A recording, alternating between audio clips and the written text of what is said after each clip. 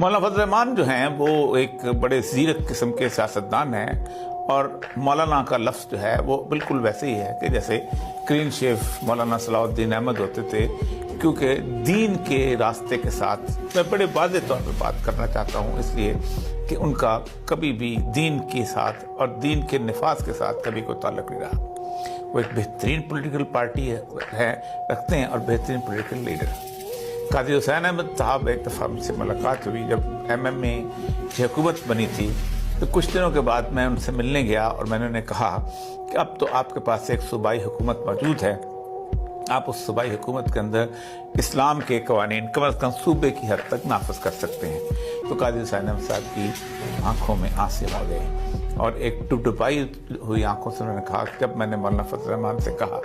کہ اب ہم جیت گئے ہیں تو اب ہمیں دین کو نافذ کرنا چاہیے، تو مولانا فضل الرحمان صاحب نے کہا